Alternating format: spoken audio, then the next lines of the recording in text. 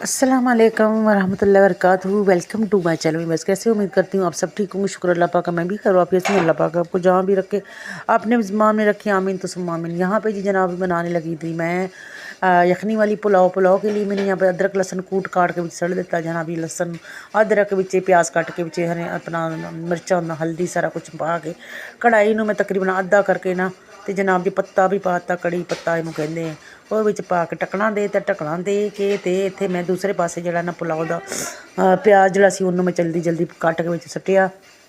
ਵਿੱਚ ਮੈਂ ਪਾਇਆ ਜਨਾਬ ਜੀ ਘਿਓ, ਉਹਨੂੰ ਮੈਂ ਲਾਲ ਬਰਾਉਨ ਕਰਕੇ ਨਾਲ ਹੀ ਵਿੱਚ ਮੈਂ ਇੱਧਰੋਂ ਛੰਨਣਾ ਫੜ ਕੇ ਮੈਂ ਨਾਲ ਹੀ ਛਾਣ ਕੇ ਇੱਧਰੋਂ ਪਾਉਂਦੀ ਗਈ ਅੱਲਾ ਜੋ ਯਖਨੀ ਹੋ ਗਈ ਬਿਲਕੁਲ ਕਲੀਅਰ। ਅਤੇ ਇੱਧਰੋਂ ਸਾਰਾ ਪਾ ਕੇ ਹੁਣ ਮੈਂ ਇਹਨੂੰ ਡੂਆ ਘੁਮਾ ਕੇ ਇਹਨੂੰ ਟਮਾਟਰ ਜਿਹੜਾ ਸੀ ਨਾ ਉਹਦਾ ਕਸਰ ਰਹਿ ਗਿਆ ਸੀਗਾ, ਅਤੇ ਟਮਾਟਰ ਨੂੰ ਫਿਰ ਮੈਂ ਚੰਗੇ ਜਨਾਬ ਜੀ ਭੁੰਨ ਲਿਆ ਅਤੇ ਠੀਕ ਹੈ ਭੁੰਨ ਕੇ ਤੇ ਮਸਾਲਾ ਦੇ ਕੇ ਮੇਰਾ ਕਿੰਨਾ ਵਧੀਆ ਬਣ ਗਿਆ। ਲੈ ਵਿੱਚ ਮਿਲੀ ਜਿਹੜੀ ਸੀ ਨਾ ਉਹ ਵੀ ਮੈਂ ਐਂਡ 'ਤੇ ਮੈਨੂੰ ਯਾਦ ਆ ਕਿ ਉਹ ਸੜ ਵਿੱਚ ਪਾਤੀ ਹੈ, ਕਿਉਂਕਿ ਮੈਂ ਤਾਂ ਅੱਜ ਮਸਾਲਾ ਕੋਈ ਨਹੀਂ ਪਾਇਆ, ਨਾ ਹੀ ਮੈਂ ਤਾਂ ਬਿਰਿਆਨੀ ਮਸਾਲਾ ਪਾਇਆ, ਨਾ ਪੁਲਾਓ ਬਣਾਇਆ। ਪੁਲਾਓ ਮਸਾਲਾ ਅੱਜ ਮੈਂ ਖਾਲੀ ਜਿਹੜਾ ਸੀ ਨਾ ਉਹ ਵਿੱਚ ਪਾਇਆ, ਅਤੇ ਮੈਂ ਯਖਨੀ ਵੀ ਥੋੜ੍ਹਾ ਜਿਹਾ ਕੱਢ ਕੇ ਆਪ ਪੀਤੀ ਹੈ ਥੋੜ੍ਹੀ, ਅਤੇ ਜਨਾਬ ਜੀ ਵਿੱਚ ਚਾਵਲ ਸੁੱਟੇ।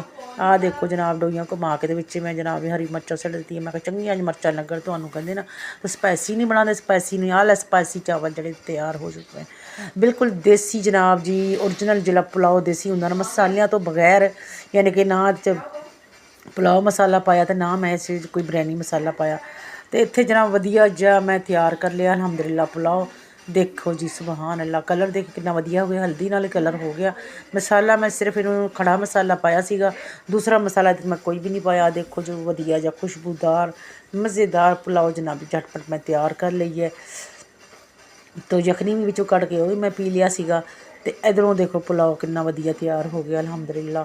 ਲੈ ਜੀ ਉਮੀਦ ਕਰਦੀ ਹਾਂ ਤੁਹਾਨੂੰ ਮੇਰੀ ਜਿਹੜੀ ਹੈ ਨਾ ਰੈਸਪੀ ਪਸੰਦ ਆਈ ਹੈ ਤਾਂ ਮੇਰੇ ਚੈਨਲ ਨੂੰ ਜਨਾਬ ਜੀ ਲਾइक किया करो, सब्सक्राइब किया करो, प्यार कमेंट किया करो, वीडियो को पूरा आवाज़ लाजमी कर लिया करो जनाब। थैंक यू जी, खुश रहिएगा, खुशियाँ बांटिएगा, अपनी खुशियों में शामिल कीजिएगा। अल्लाह हाफिज़, थैंक यू।